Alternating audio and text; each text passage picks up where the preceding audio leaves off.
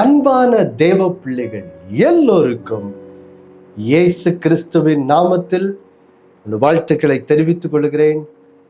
பிதாவாகிய தேவனாலும் நம்முடைய கர்த்தராகிய இயேசு கிறிஸ்துவினாலும் உங்கள் எல்லோரோட வாழ்விலும் கிருபையும் சமாதானமும் உண்டாவதாக என்று சொல்லி உங்களை வாழ்த்துவதிலே நான் மிகுந்த மகிழ்ச்சி அடைகிறேன்.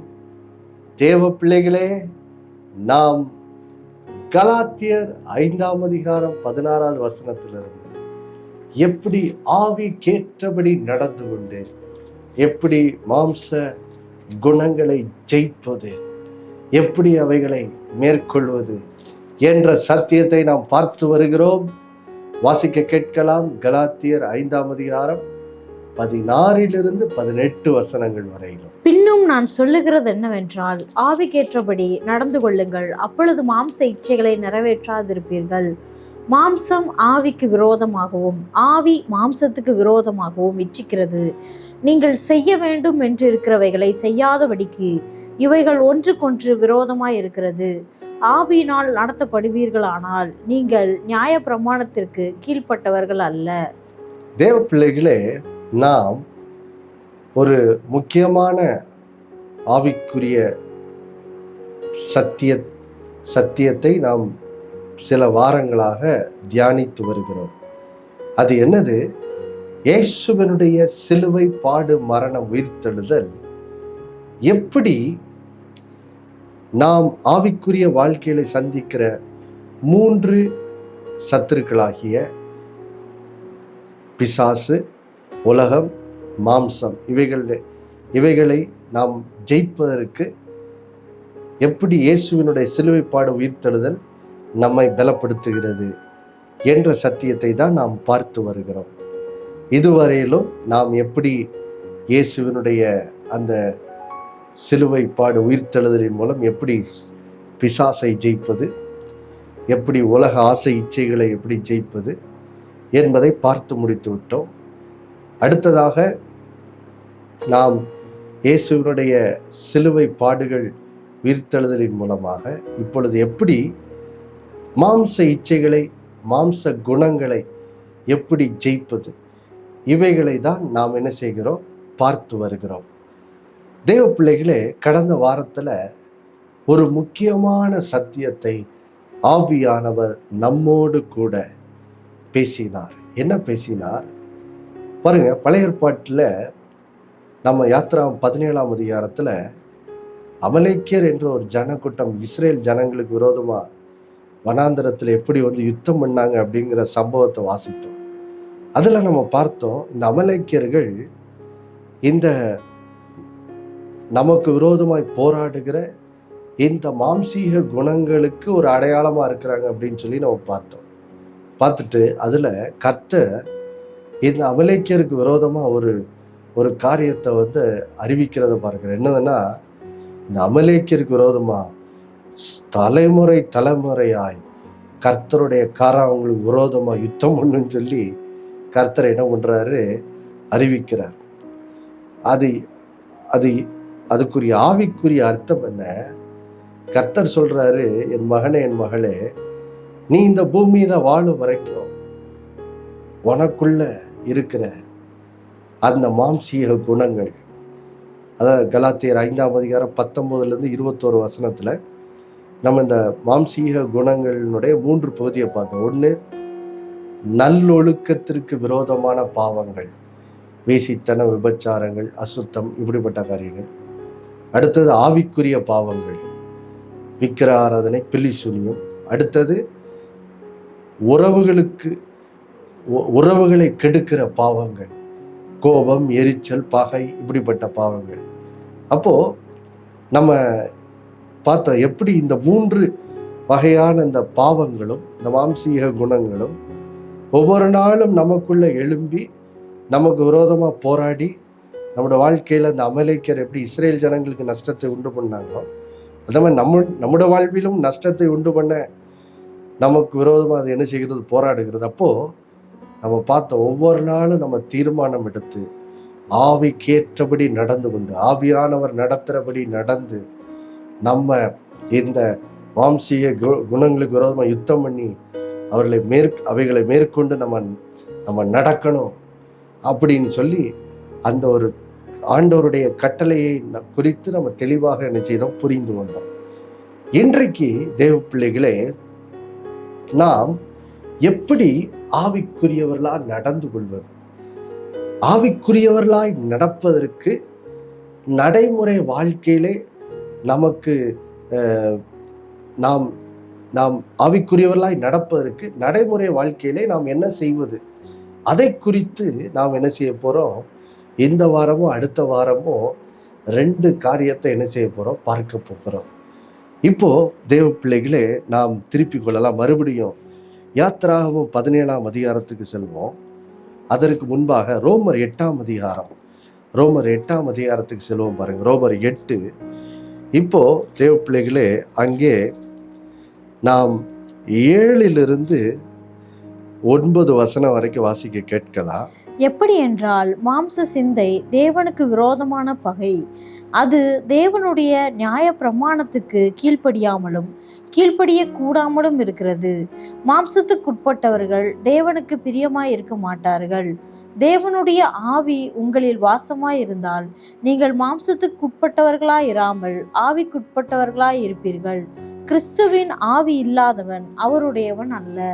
தேவ பிள்ளைகளே, நாம் ஈஸ்டர் செய்தியாக, உயிர்த்தெழுதலின் பண்டிகையின் செய்தியாக நாம் ரோமர் 6 எப்படி நாம் கிறிஸ்து இயேசுவுக்குள்ளாக ஞானஸ்நானம் பண்ணப்பட்டு எப்படி நம்முடைய பழைய மனுஷன் கிறிஸ்துவோடனே கூட மரித்து விட்டான், இப்பொழுது கிறிஸ்துவோடு நம்ம உயிர்ப்பிக்கப்பட்டு எப்படி புதிய ஜீவனுடையவர்களாய் புது சிருஷ்டியாய் மாற்றப்பட்டிருக்கிறோம் என்ற சத்தியத்தை நம்ம என்ன செய்தோம், பார்த்தோம். பாருங்கள் தேவ பிள்ளைகளே, நாம் எப்பொழுது கிறிஸ்து இயேசுக்குள்ளாக ஞானஸ்நானம் பண்ணப்பட்டு ஒரு புது மனுஷனாக உள்ளான நம்முடைய ஆவிக்குரிய மனுஷன்ல எப்போ ஒரு புது சிருஷ்டியாக புது ஜீவனுடையவர்களாக எப்போ மாற்றப்பட்டோமோ, பாருங்கள் தேவ பிள்ளைகளே, அப்பொழுது நம்முடைய வாழ்க்கையிலே ஒரு மாற்றம் வந்து விட்டது. பாருங்க, நம்ம கிறிஸ்துவுக்குள்ளாக ஞானஸ்நானம் பண்ணப்படுறதுக்கு முன்பாக ஆவியானவர் நமக்குள்ளாக வந்து கிறிஸ்துவுக்குள்ளாக நம்மை ஞானஸ்நானம் பண்றதுக்கு முன்னாடி பாருங்க, வேத வசனம் சொல்லுது, நம்ம எல்லாரும் எப்படிப்பட்டவர்களா இருந்தோமா, மாம்சத்துக்கு உட்பட்டவர்களா இருந்தோம். அதனால நம்ம ஒருபோதும் தேவனுக்கு பிரியமா என்ன செய்ய முடியாது, நடக்க முடியாதவர்களா தான் நம்ம என்ன செய்தோம் இருந்தோம். பாருங்க, மாம்சத்துக்கு உட்பட்டவர்கள் தேவனுக்கு பிரியமா இருக்க மாட்டார்கள் என்று ரோமர் 8:8 என்ன செய்து சொல்லுது. அப்போ நம்ம கிறிஸ்துவுக்குள் ரட்சிப்பின் மூலம் நம்முடைய வாழ்க்கை வருவதற்கு முன்பாக நாம் மாம்சத்துக்கு உட்பட்டவர்களா இருந்தோம். அதனால நம்ம ஒரு நாள் கூட தேவனுக்கு பிரியமாவே என்ன செய்ய மாட்டோம், வாழவும் முடியாது. அதுதான் நம்முடைய வாழ்க்கையின் நிலையா இருந்துச்சு. ஆனா என்னைக்கு நீங்க கிறிஸ்துவுக்குள் இப்போ நீங்க வந்துட்டீங்களோ ரட்சிப்பின் மூலம், இப்போ நீங்க ரட்சிப்பின் மூலம் கிறிஸ்துவுக்குள் இருக்கிறீங்க, ஒரு புது சிருஷ்டியா இருக்கிறீங்க, பழையவர்கள் ஒளிந்து போயினா எல்லாம் புதுசாயிடுச்சு. இப்படி உங்க வாழ்க்கையில ஏற்பட்ட அந்த ஆவிக்குரிய மாற்றத்தின் மூலமாக வேதம் சொல்லுகிறது, தேவனுடைய ஆவி உங்களில் வாசமாயிருக்கிறபடியால் இனி நீங்கள் மாம்சத்துக்குட்பட்டிருக்கிறவர்களாய் இராமல் ஆவிக்குட்பட்டவர்களாய் இருக்கிறீர்கள். ஹல்லேலூயா. தேவ பிள்ளைகளே, இதுதான் பெரிய நல்ல செய்தி. நீங்க கேட்கலாம், என்னால் அந்த கோபத்தை மேற்கொள்ள முடியுமா, அந்த பகையை மேற்கொள்ள முடியுமா, அந்த அசுத்தமான எண்ணங்களை என்னால மேற்கொள்ள முடியுமா, பகையினால நிரம்பி பிறர் மேல எப்படியாவது மந்திரவாதம் பண்ணி சூனியம் பண்ணி பிறரை கெடுக்கலான்னு நினைக்கிற அந்த மோசமான குணங்கள்ல இருந்து நான் விடுதலை பெற முடியுமா, அந்த பொல்லாத அந்த மதுபான அந்த போதை வஸ்து பழக்கத்திலேருந்து நான் விடுதலையா டெய்லி வாழ முடியுமா அப்படின்னு பாருங்க. சில நேரம் நமக்கு கேள்வி வருது. ஆண்டவர் சொல்ற நல்ல செய்தி என்ன, தேவனுடைய ஆவி நமக்குள் வாசமாய் இருக்கிறபடினால் நாம் இனி மாம்சத்துக்குட்பட்டவர்களாயிராமல் ஆவிக்குட்பட்டவர்களாய் இருக்கிறோம். அப்போ ஆவிக்குட்பட்டவர்களாய் இருக்கிறதுனாலதான் இப்போ கலாத்தியர் 5:16 சொல்லுது, இப்போ ஆவிக்கேற்றபடி என்ன செய்யுங்க, நடந்து கொள்ளுங்க. அப்படின்னு என்ன அர்த்தம், இப்போ கிறிஸ்துவுக்குள் இருக்கிறோம். பரிசுத்த ஆவியானவர் நமக்குள் வாசமாயிருக்கிறார். அப்ப ஆண்டவர் என்ன சொல்றாரு? ஆவியானவர் நடத்துற அந்த பாதையில நடந்து அதன் மூலம் நீ என்ன பண்ணு, மாம்ச இச்சையை நிறைவேற்றாமல் இரு அப்படின்னு சொல்லி ஆண்டவர் நமக்கு என்ன செய்யறாரு? கட்டளை கொடுக்கிறார். இப்போ இதுல நம்ம முக்கியமா கவனிக்க வேண்டிய ஒரு விஷயம் என்னன்னா, மாம்ச இச்சைகளை, அதாவது கோபத்தை மேற்கொள்றதுக்கு அல்லது அசுத்த சிந்தைகளை மேற்கொள்வதற்கு இப்போ நீங்க என்ன செய்ய வேண்டியதில்லை, எப்படியாவது அந்த மாம்சத்தின் எண்ணத்தை அழிக்கிறதுக்கு நீங்க என்ன செய்ய வேண்டிய பிரயாசப்பட வேண்டிய அவசியம் இல்லை. நீங்க செய்ய வேண்டியதெல்லாம் ஆவிக்கேற்றபடி நடந்தா போதும். அதாவது மாம்சீக இச்சைகள், மாம்சீக அசுத்த இச்சைகள் நம்மளோட மனதில் வரும்போது நம்ம செய்ய வேண்டியதெல்லாம் என்னது? ஆவிக்கேற்றபடி நடக்கணும். ஆவிக்கேற்றபடி நடக்கிறதுனா என்னது? உடனே சொல்லணும், இல்லை நான் கிறிஸ்துவுக்குள் புதுசிட்டி, பழையவைகள் அந்த மாம்ச அசுத்த எண்ணங்களின்படி வாழ்ந்த வாழ்க்கை எனது முடிஞ்சிருச்சு, அது ஒளிஞ்சு போச்சு, நான் இப்போ ஒரு புது மனுஷனா மாறிட்டேன் அப்படின்னு சொல்லி நீங்க உங்களுடைய அந்த அந்த கிறிஸ்துவுக்குள் இருக்கிற அந்த சத்தியத்தின்படி நீங்க நடந்தா போதும். பாருங்க, நீங்க எளிதில் அந்த மாம்சீக குணங்களை என்ன செய்து விடலாம்? மேற்கொண்டு விடலாம். எடுத்துக்காட்டுக்கு கோபம் உங்களுக்குள்ள எழும்புது, எரிச்சல் எழும்பும் போது நீங்க செய்ய வேண்டியதெல்லாம் என்னது? இல்லை, எனக்குள் தேவ ஆவியானவர் இருக்கிறார், எனக்குள் இருக்கும் தேவ ஆவியானவர், அவர் அன்பின் ஆவியானவர். 2 தீமோத்தி 1:7 பலமும் அன்பும் தெளிந்த புத்தியும் உள்ள ஆவிதான் எனக்குள்ள என்ன செய்து இருக்குது. எனக்குள்ள ஆவியானவர் அன்பின் ஆவியானவரா இருக்கிறதுனால அப்போ எனக்குள்ள தேவ அன்பு தான் இருக்குது.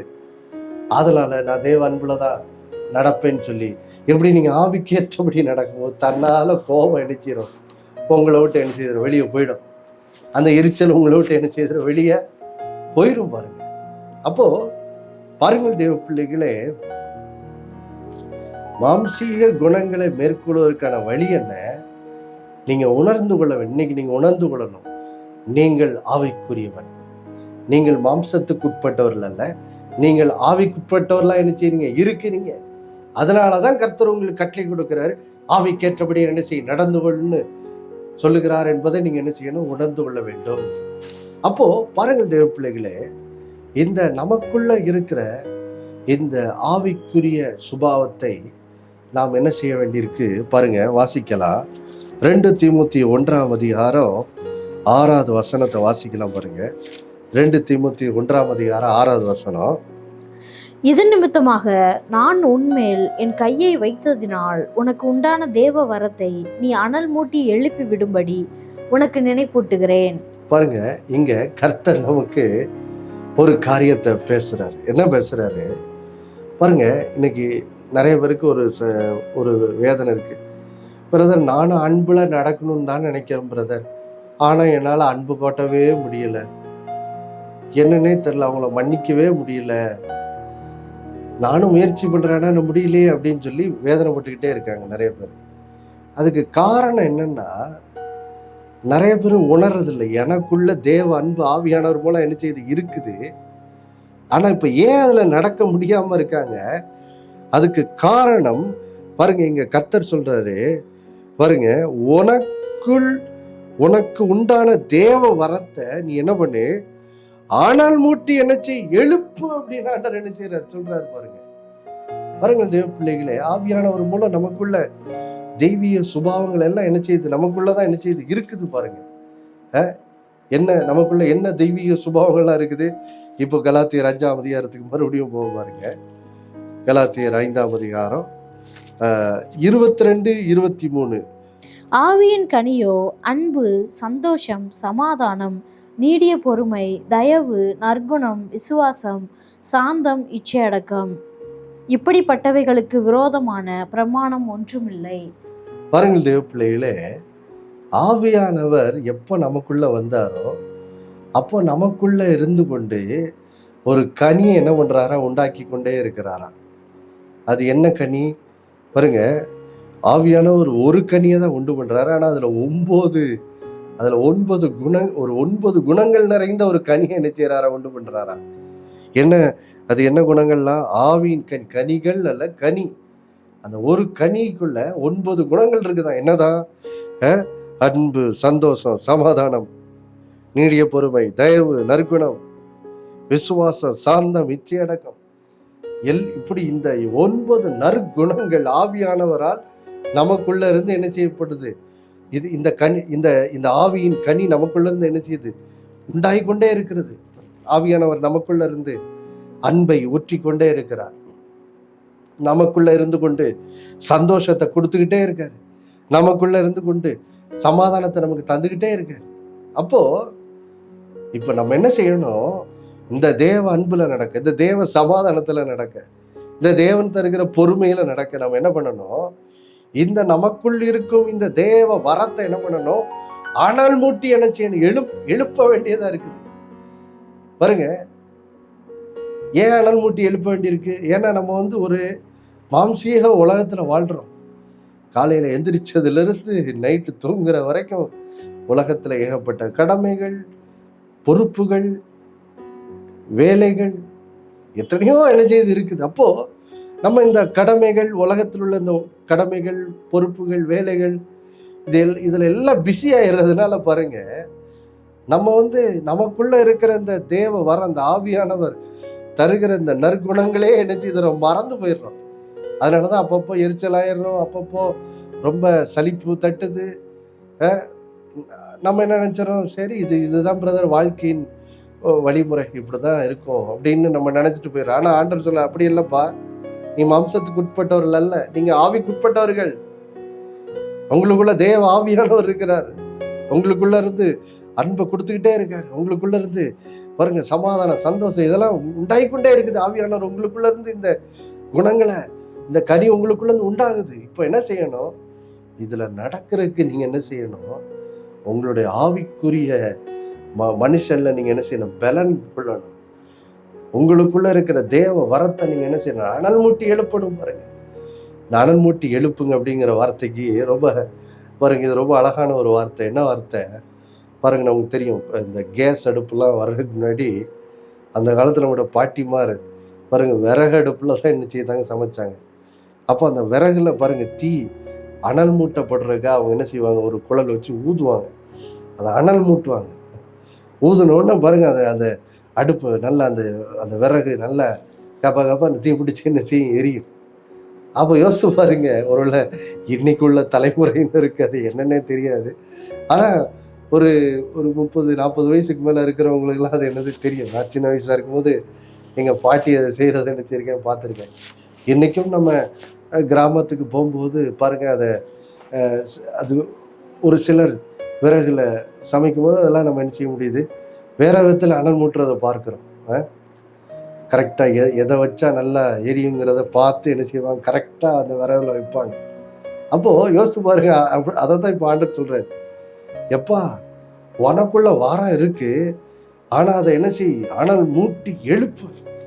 அதை நல்லா பாரு, நீ ஆவியில பலன் கொள்ளும் போது, ஆவிக்குரிய வாழ்க்கையில நீ பலன் கொள்ளும் போது நீ என்ன செய்வ? இந்த அன்புல நடக்கிறதுல என்ன செய்வ? நடக்க ஆரம்பிச்சிருவ.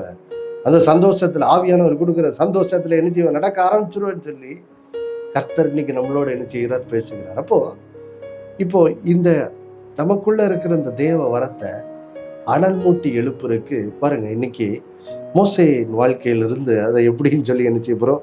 இன்னைக்கு கற்றுக்கொள்ள போறோம். மறுபடியும் போவோம் யாத்திராகமம் 17ஆம் அதிகாரத்துக்கு.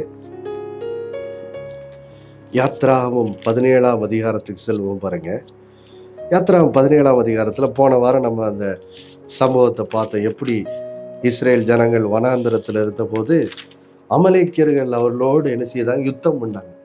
அப்போ பாருங்க, அந்த யுத்தம் பண்ண போது பாருங்க, ஆவியானவரால் பாருங்க மோசேயை வழி நடத்தப்பட்டு அவர் ஒரு காரியத்தை செய்கிறாரு. அதன் மூலமாக இஸ்ரேல் ஜனங்கள் இந்த அமலேக்கியர்களை என்ன செய்கிறாங்க? மேற்கொண்டு விடுகிறார்கள். அவங்க மேலே ஜெயம் எடுத்துடுறாங்க.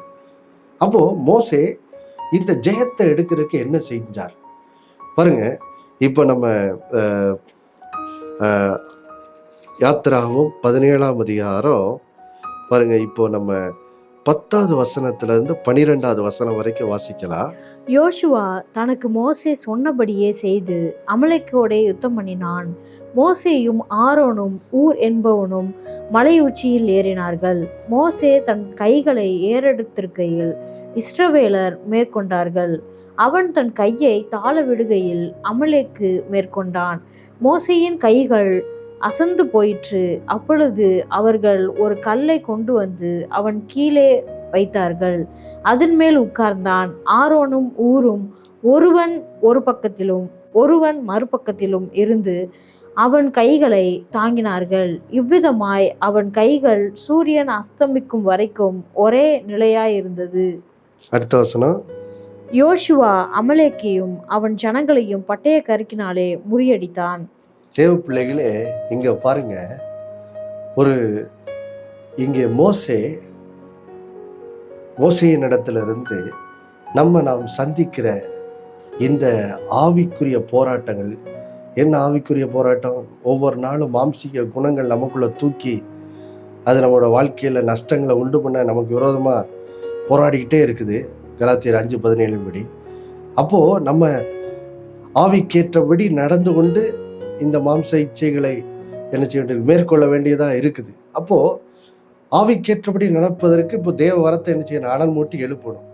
எப்படி அதை செய்யறது? அதான் இங்கே மோசே கற்றுத்தராரு பாருங்க. மோசே யோசுவாட்ட சொல்றாரு, யோசுவா நீ இஸ்ரேல் ஜனங்களில் என்ன செய்ய, அதில் இஸ்ரேல் ஜனங்கள் அழைத்து கொண்டு போய் நீ என்ன பண்ணு, அந்த யுத்தத்தை செய்யும் சொல்லி ஒரு கட்டளை கொடுக்குறாரு. அப்போது கட்டளை கொடுத்துட்டு மோசே ஒரு காரியத்தை என்ன பண்ணுறாரு இவர் பாருங்க. வேதத்தில் அழகா போட்டிருக்கு பாருங்க. மோசேயும் ஆரோனும் ஊர் என்பவனும் மலை உச்சியில் என்ன செய்தார்கள், ஏறினார்கள். அதாவது பாருங்க, மோசே ஒரு மலை உச்சிக்கு மேலே என்ன செய்யறாரு, ஏறி போயிட்டு பாருங்க, அவர் என்ன பண்றாரு, அங்க போய் தன்னுடைய கைகளை என்ன செய்கிறார், ரெண்டு கைகளையும் உயர்த்துறார். இப்ப வேதம் சொல்லுது பாருங்க, மோசே தன்னுடைய கையை பாருங்க உயர்த்தி இருக்கும் போது இஸ்ரவேல் ஜனங்கள் என்ன செய்தார்கள், மேற்கொண்டார்கள். இது எதற்கு அடையாளமா இருக்குது பாருங்க. இந்த மலை உச்சியில மோசே இருக்கிறாரு, கீழே யோசுவா இருக்கிறாரு. இதை எதை காட்டுது? இந்த மலை உச்சி என்பது ஆவிக்குரிய மண்டலத்தை காட்டுது பாருங்க. கீழே மோசே யுத்தம் பண்றது சரீரப்பிரகாரமான மண்டலத்தை காட்டுது. அப்போ மோசேனுடைய கைகள் உயர்ந்திருக்கிற வரைக்கும் என்ன செய்யுது, இஸ்ரேல் ஜனங்கள் ஜெயிக்கிறாங்க. இது எதை குறிக்கிறது? இதுதான் பாருங்க தனிப்பட்ட ஆவிக்குரிய ஜப வாழ்க்கையை என்ன செய்கிறது, குறிக்கிறது. பாருங்க, நீங்க காலையிலே எழுந்து தேவ சமூகத்தில் நேரத்தை செலவிட்டு நீங்கள் ஆவிக்குரிய நல்லா பைபிள் வாசித்து நல்லா ஜபம் பண்ணி பலப்படும் போது என்ன ஆகுது, அதுக்கப்புறம் காலையில் எதிர்த்து இந்த சரீரப்பிரகாரம் உலகத்தில் போய் நீங்கள் நிச்சயம் வாழ ஆரம்பிக்கும் போது என்ன செய்யலாம், இப்போ நீங்கள் ஆவிக்குரிய மண்டலத்தில் ஆவிக்குரிய வாழ்க்கையில் ஏற்கனவே காலையிலே இருந்துச்சு தேவனோடு உறவாடி பலப்பட்டுட்டுனால இப்போ பாருங்க போய் இந்த உலக வாழ்வியலுடைய எல்லா கடமைகளையும் நிறைவேற்றும் போது சில நேரம் எழும்ப பார்க்குற அந்த மாம்சீக குணங்களை மேற்கொள்வது என்னது, லேசாகி விடுகிறது. காலையில் சரியாக ஜப வாழ்க்கையில் நேரத்தை செலவிடலைன்னா பாருங்க அந்த நாள் முழுவதும் கோபமும் எரிச்சல் தான் என்ன செய்ய வரும். ஆனால் நம்ம காலையிலே எழுந்து தேவனோடு நேரத்தை செலவிட்டுட்டா பாருங்க அந்த நாள் முழுவதும் வருகிற கோபம் எரிச்சலை மேற்கொள்வது லேசாகி விடுகிறது. ஆனால் சில நேரத்தில் பாருங்க, எவ்வளோதான் நம்ம தனிப்பட்ட வாழ்க்கையில் ஜெபிச்சாலும் இங்கே மோசேயோட கைகள் எப்படி தளர்ந்து போச்சோ அந்த மாதிரி நம்மளோட கைகள் என்ன செய்யுது, தளர்ந்து போக ஆரம்பிக்குது. ஆனால் இப்போது மோசேனுடைய கைகள் தளர்ந்து போகும்போது அமலேக்கர் என்ன செய்ய ஜெயிக்க ஆரம்பிச்சிட்டாங்க. இது எதை குறிக்குது? சில நேரங்களில் பாருங்கள், இந்த உலக வாழ்க்கையில் என்னதான் நம்ம தனிப்பட்ட ரீதியில் ஜெபிச்சாலும் நம்மளால் சில நேரம் பலன் கொள்ள முடியல. அதனால தான் பாருங்கள், இங்கே ஆரோனும் ஊரும் 2 பேரும் பாருங்க 2 பக்கம் நின்று கொண்டு மோசேனோட கைகளை என்ன செய்கிறாங்க, தாங்கி பிடிக்கிறாங்க. அது எதை குறிக்குது? சில நேரம் பாருங்க நம்ம தனியாக எவ்வளோதான் ஜெபிச்சாலும் பலன் கொள்ள முடியல. அதுக்காக தான் பாருங்க இன்றைக்கு நமக்கு திருச்சபையில் ஜெபம் வச்சிருக்கிறாங்க. சில நேரம் நண்பர்களோடு ஜெபிக்கிற வாய்ப்பு கிடைக்குது. எல்லாவற்றுக்கும் மேலாக குடும்ப ஜெபம்னு ஒரு பெரிய ஜெபத்தை கர்த்தர் நமக்கு என்ன செய்திருக்கார், தந்திருக்கிறார். அப்போ பாருங்க, நம்ம அதனால தான் தனிப்பட்ட ஜெபம் பண்ணால் மட்டும் பத்தாது, குடும்ப ஜெபம் முக்கியம். சபையில் ஜெப கூடுகையில் போய் நம்ம பங்கெடுத்து ஜெபிக்கிறது முக்கியம். நண்பர்களோடு சேர்ந்து ஜெபிக்கிற ஜெபம் என்னது முக்கியம். அது எதுக்கு அடையாளமாக இருக்குது? அது ஊரும் ஆரோனும் பாருங்க மோசேனுடைய கைகளை தாங்கி பிடிக்கிறதுக்கு சமமாக இருக்குது பாருங்க. 2 பேரும் தூக்கி பிடித்த போது பாருங்க, யோசுவா அமலேக்கியரை முழுவதும் என்ன செய்யிட்டான், மேற்கொண்டுட்டான், முறியடித்தான். அப்போ சில நேரம் தனிப்பட்ட ரீதியில ஜெபம் பண்றோம், நல்லது தான், ஆனா அது பத்த மாட்டேங்குது. அதனாலதான் கர்த்தர் சொல்றாரு, குடும்பமாய் ஒருவருக்கு ஒருவர் ஜெபம் பண்ணுங்க, கணவன் மனைவி ஒருவருக்கா ஒருவர் ஜெபம் பண்ணுங்க, பெற்றோர் பிள்ளைகளுக்காக ஜெபம் பண்ணுங்க, பிள்ளைகள் பெற்றோருக்காக ஜெபம் பண்ணுங்க, நண்பர்கள் ஒருவருக்கு ஒருவருக்கு ஜெபம் பண்ணுங்க, சபையில ஒருவருக்கு ஒருவர் சகோதர சகோதரிகள் பாருங்க, அவங்கவுங்க பாருங்க, ஒரு குடும்பத்தினர் இன்னொரு குடும்பத்தினருக்காக ஜெபம் பண்ணுங்க. இப்படி ஒருவருக்காக ஒருவர் நாம ஜெபிக்கும் போது என்ன ஆகுது, அது ஊரும் ஆரோனும் மோசையின் கைகளை தூக்கி பிடிச்ச மாதிரி ஆயிடுது. சில நேரம் எவ்வளவுதான் தனிப்பட்ட ரீதியில ஜெபிச்சாலும் பலன் கொள்ள முடியல, ஆனா சேர்ந்து ஜெபிக்கும் போது ஒரு பலன் என்ன செய்து வந்துருது பாருங்க. இப்ப பலன் வந்த உடனே இப்போ பாருங்க, அமலேக் நம்முடைய வாழ்க்கையில் எழும்புகிற அந்த அமலேக்காகிய அந்த கோபம், எரிச்சல், அந்த அசுத்த எண்ணங்கள் அதெல்லாம் மேற்கொள்றது இப்போ என்னது எளிதாகி விடுகிறது. நம்ம முற்றிலுமா அதை என்ன செய்திடலாம், அந்த நாள் முழுவதும் முறியடிக்க அது நம்மளை பலப்படுத்தி விடுகிறது. இப்படியாக நீங்கள் செய்து உங்களுடைய ஆவிக்குரிய வாழ்க்கையில பலப்பட்டு உங்களுக்குள்ள இருக்கிற தேவ வரத்தை அனல் மூட்டி இப்படியாக என்ன செய்யுங்க, ஒவ்வொரு நாளும் கர்த்தருக்குள் நீங்க ஆவிக்கேற்றபடி நடந்து கொண்டு மாம்ச இச்சைகளை மேற்கொள்ளுங்க. ஸோ தனிப்பட்ட வாழ்க்கையில ஜெப வாழ்க்கை முக்கியம். 2வது குழுவாக சேர்ந்து ஜெபிக்கிற குடும்ப ஜெபம், நண்பர்களோடு ஜெபம், சபையில ஜெபிக்கிற ஜெபம், எல்லா ஜெபம் முக்கியம். அதிலெல்லாம் பங்கெடுக்க இந்த நாட்களில் பிரயாசப்படுங்க. அதன் மூலம் நீங்கள் உங்கள் வாழ்வில எதிர்த்து வருகிற எல்லா அமலேக்கு குணங்கள், எல்லா மாம்சிய குணங்கள் மேற்கொள்வதற்கு அது ஜெயிக்க அது உங்களை பலப்படுத்தும். நாம் ஜெபித்து முடியல. அன்புள்ள பிதாவே, இயேசுவை நாம் ஜெபிக்கிறப்ப அந்த நாளில் எப்படி எங்களுக்குள்ள இருக்கிற தேவ வரத்தை நாங்கள் அனல் மூட்டி எழுப்புறது, தனிப்பட்ட ஜப வாழ்க்கையின் மூலம், குடும்பமாக ஜெபிக்கிறது மூலம், சபையில போய் ஜெபிக்கிற மூலம், நண்பர்களோடு ஜெபிக்கிற மூலம் எப்படி எங்களுக்குள்ள இருக்கிற தேவ வரத்தை அனல் மூட்டி எழுப்பி ஆண்டவரே ஸ்தோத்திரம், அதன் மூலம் ஆண்டவரே ஸ்தோத்திரம் சரீர பிரகாரமான வாழ்க்கையில நாங்கள் வாழும்போது எப்படி எங்களுக்கு விரோதமாக எழும்புகிற அந்த அமலேக்கு குணங்கள், அந்த மாம்சீக அந்த அசுத்த சிந்தைகள், கோப எரிச்சலை ஜெயிக்க, அதை முறியடிக்க எப்படி நாங்கள் பலப்படுத்துகிறோம்னு பார்த்தோமே. இந்த சத்தியங்களை நாங்கள் கேட்டிருக்கிறோம். இதை எங்கள் வாழ்க்கையில செயல்படுத்த கர்த்தர் ஆவியானவர் பலப்படுத்தி இந்த நாட்களில் நாங்கள் எல்லோரும் ஆவிக்கேற்றபடி நடந்து கொண்டு மாம்சீக குணங்களை மேற்கொண்டு நாங்கள் இந்த உலக வாழ்விலே கர்த்தரோட ஆவியானவர் தருகிற அந்த அன்பு நிறைந்த தேவ அன்பு நிறைந்த வாழ்க்கை, அந்த தேவ சந்தோஷ சமாதானத்தை அனுபவிக்க பிள்ளைகள் ஒவ்வொருத்தரையும் பலப்படுத்திடுங்க. அதன் மூலம் ஆண்டவரே இந்த கோப எரிச்சல் இவைகளை மேற்கொண்டு நல்ல ஒரு ஆரோக்கியம் நிறைந்த வாழ்க்கையை வாழ பிள்ளைகளை பலப்படுத்துங்க. இயேசுவின் மூலம் வேண்டிக் கொள்ள ஒரு நல்ல பிதாவே, ஆமென். மறுபடியும் அடுத்த வாரம் சந்திக்க நினைப்பட்டு இயேசுவே ஆண்டவர். ஒவ்வொரு நாளும் அவர் மேல் விசுவாசம் வைத்து வாங்க. ஆமென்.